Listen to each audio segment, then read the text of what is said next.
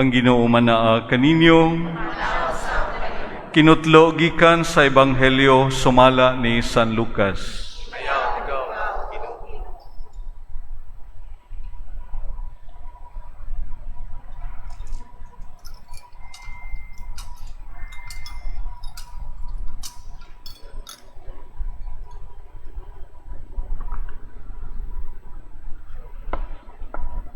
May mga Pariseo nga nangutana kang Jesus kung kanus-a maghari ang Dios. Mitubag siya, ang paghari sa Dios dili butang nga inyong makita. Walay makaingon ani ara o ato ara, kay ang paghari sa Dios anaa sa sulod ninyo. Unya miingon siya sa mga tinun-an, moabot ang panahon nga mangandoy kamo pagtan-aw sa usa sa mga adlaw sa anak sa tao, apan dili gayud kamo makakita niini. Adunay daghan nga moingon, tua didto o dia diri. Apan ayaw kamo pag-adto aron pagsusi niini. Ingon nga ang kilat mokilab tadlas sa kalangitan gikan sa usa ka bahin niini ngadto sa pikas nga bahin. Mauusab unya ang pag-abot sa anak sa tao. Apan una sa tanan, kinahanglan mag-antos siya pag-ayo, ug unya isalikway siya sa mga tao nga nagpuyo nining panahuna karon. Mga igsoon ko diha ni Kristo ang maayong balita alang sa atong kaluwasan.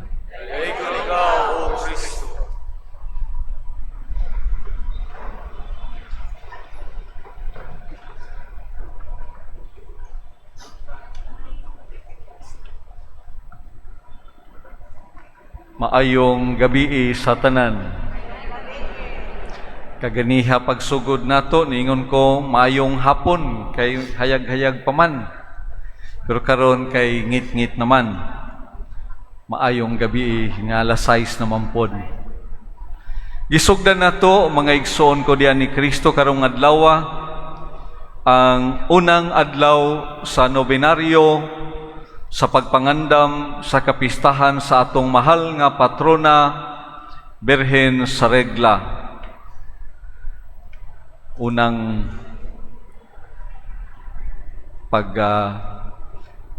uban nako kaninyo nining gikan sa pagpangandam, hopefully ngadto na sa kapistahan sa atong mahal nga patrona. Sa akong message sa piyesta niingon ko, blessed God kita nining tuig karon.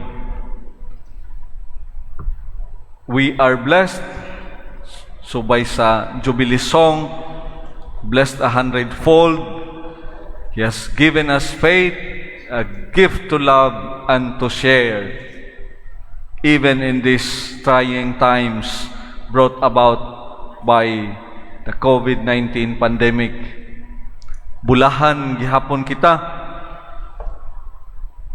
Bulahan gihapon kita sa daghan nga mga grasya nga gihatag sa Dios kanato, pinaagi sa pangama ug pangaliya sa atong managkalain-lain nga mga debosyon, apan labi na gayod sa atong gipasidunggan karon, atong mahal nga patrona, ang Birhen sa Regla, Birhen Milagrosa, nga naila sa nagkalaing-laing dapit sa mga magtotoo, sa mga binunyagan, sa mga devoto.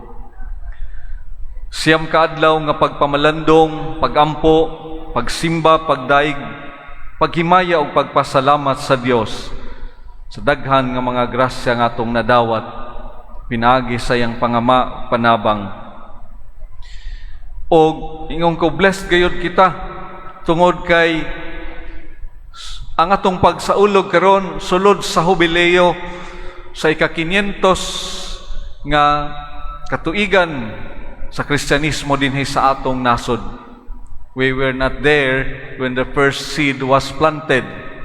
Apan karon 500 katuig ang milabay, nahimo kitang kabahin nining dakong kasaulugan sa Jubileo dinhi sa atong nasod. 500 ka mga katuigan nga paghandom usab dinhi sa atong isla, sa tibok dakbayan, sa kadaugan sa Mactan nga gihatagan usab og dakong pagtagad sa atong mga pangagamhanan.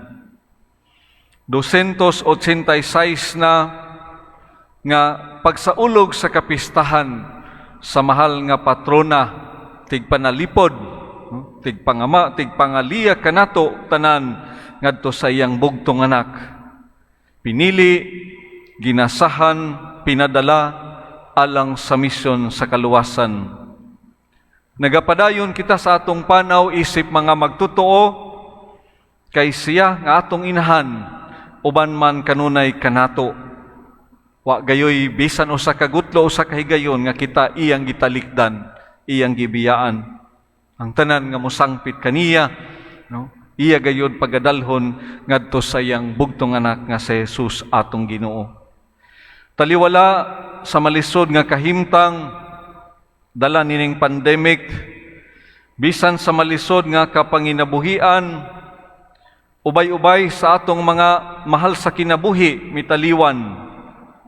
Nagpadayon kita, hinay-hinay, daw adunay dakong kahayag nga migitib sa estado karon sa atong kwarantina, nautunta ngadto na sa hingpit nga kalingkawasan, sa hingpit nga kaluwasan atong maangkon. Dili lalim kini nga pangapanahon.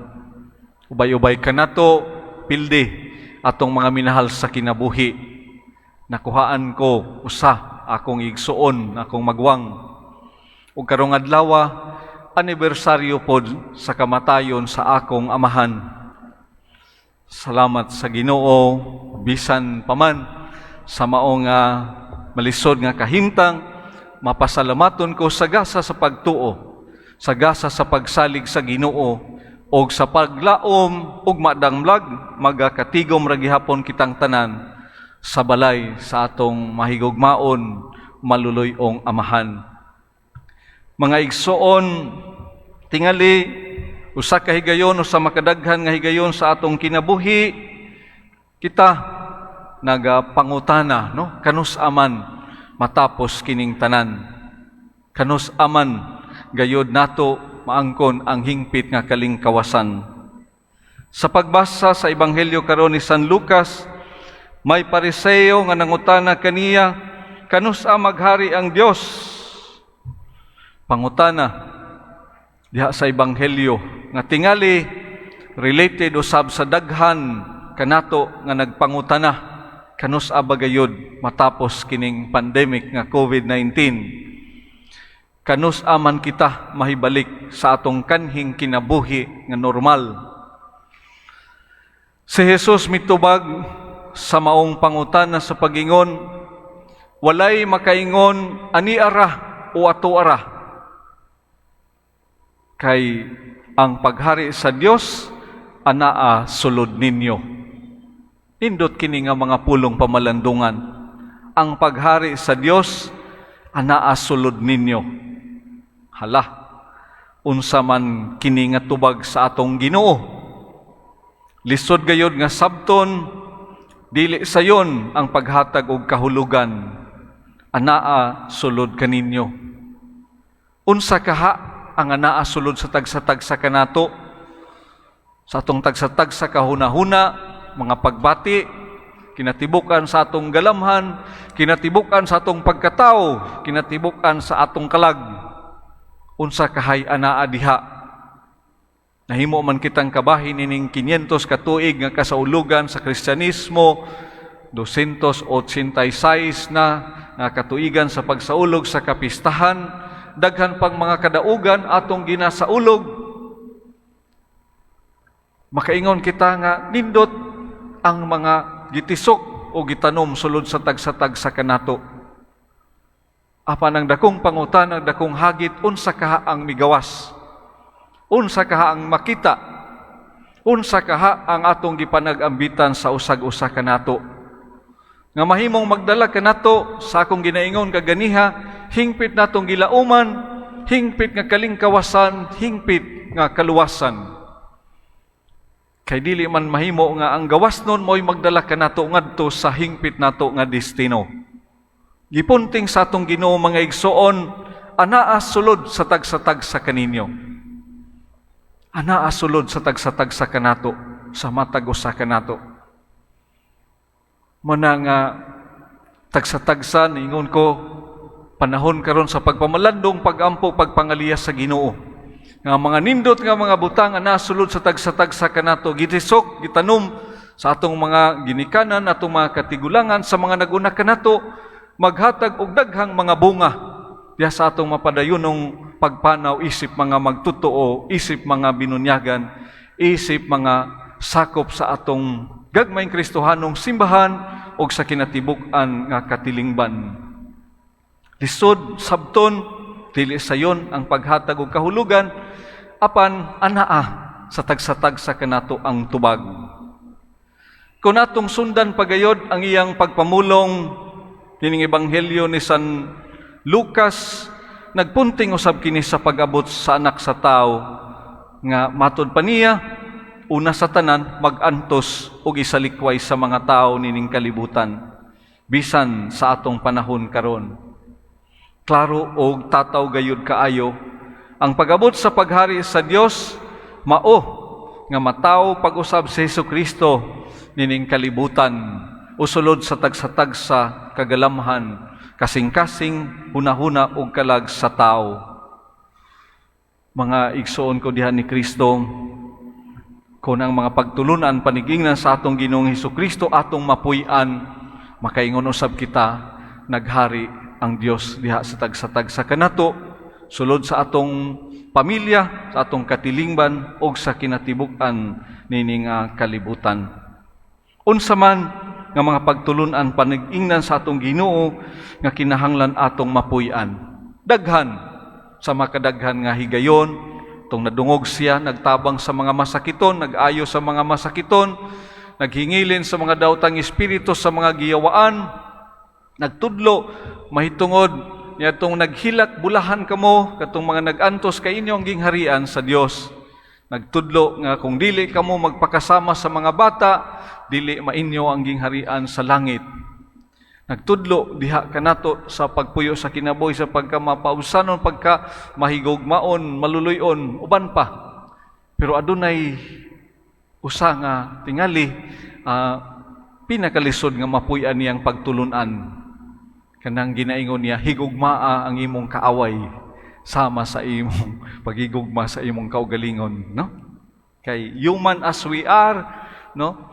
Gamay usahay nga mga bikil, no? Dili mahimo usahay kung di ta makabalos, no? O bisan ginagmay o dinagko, no? There was one time nga pagawas nako pag misa, nasugatan nako usa ka inahan, nagdala sa iyang duha ka bata. Ingon siya, "Padre, may ra gud ning akong duha ka anak, puro laki to, no? Sige lang siya away, no? Sige lang away, no? Usay magpasakit tay ra bagyod, no? Akong duo lang mga bata, no? Akong gianaan ang mga bata, no? Akong agbayan. Ingko nga, maayo dong kay mga gagmay mo karon, no? Magsige mog away, no? Hinauton ta nga ni kadagko ninyo di na, no? Okay ra mag-away mo karon, naglibog ang inahan, no? Unsa man ning gisulti sa pari, no? Unsa man ning gisulti sa pari, no? Sige lang. No, kay ingon ang Ginoo, kung dili mo magpakasama nining mga bata, dili ka mo mahiadto sa gingharian sa langit, no? Pag-away mga bata, makalimot ra man. Sunod adlaw, amigo naman po na sila. Pero kini nga pagtulunan sa atong Ginoo sa mga dagko, pagkalisod, no? Pagkalisod. Mga igsoon ko diha ni Kristo, hinawton ta sa akong ginaingon, daghang pagtulunan panigingnan sa atong Ginoo, gitisok na sulod sa tagsa-tagsa kanato. Apan giunsa man nato kini pagamuma, pagatiman aron maghatag kinig daghang mga bunga. Nining unang adlaw sa atong nobinaryo, mulantaw kita pagbalik sa atong mahal nga inahan, naghatag kanatog maayong panigingnan diha sa kinabuhi nga iyang gipuy-an. Daghang mga butang dili masabtan sa mahal nga birhen sa iyang kaugalingon, Silensyoso siya sa iyang kaugalingon. Kitipigan ang tanan sulod sa iyang kasing-kasing, nagmaampuon, nagmapamalandungon. Gituman ang tanan nga kabubuton sa Dios diha sa iyang kinabuhi. Sa unang adlaw atong gipili ang subtema Maria, inahan nga mabinantayon. Sinawton ta, no? Bisan sa malisod nga kahimtang mga pulong sa atong Ginoo lisod sabton, dili sayon hatagan og kahulugan. Magmabinantayon kita sa mga nindot nga naa na sulod sa tagsa-tagsa kanato, maghatag og daghang mga bunga. Magmabinantayon kita alang niadtong mga butang, mga pagtulunan nga iya sa kalibutan nga dili makatabang sa atong paglambo, isip mga magtotoo, isip mga deboto sa mahal nga birhen atong inahan og tig pangaliya sa tagsa-tagsa kanato. Hinaut paunta. Palihog manindog.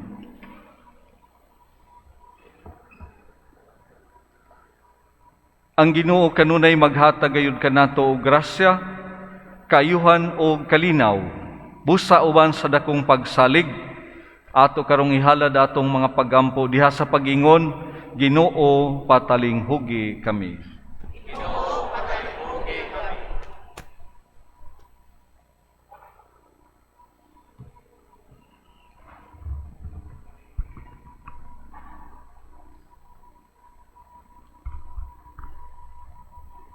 Alang sa atong Santo Papa ug mga kaobispuhan nga kanunay mabinantayon sa pag-amuma sa pagtuo sa katawhan, magampo kita.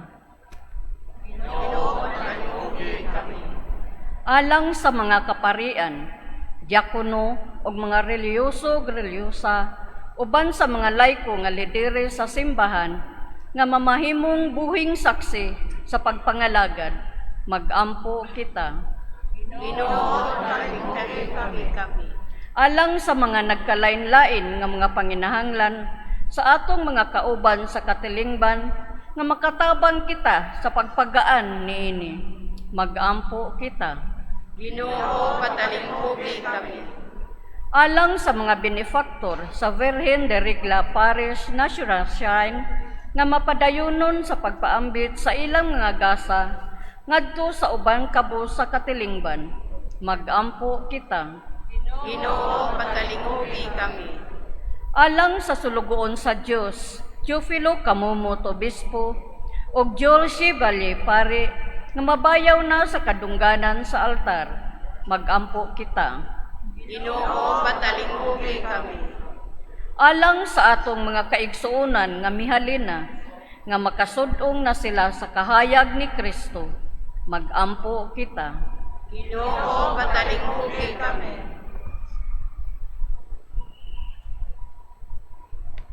Ginoo, panalangini kami sa imong langitnong mga gasa ug sa imong kaluoy himua kami nga maandam gayod sa pagdawat ug pagtuman sa imong kabubuton. Kini among gipangayo pinagi ni Kristo among Ginoo.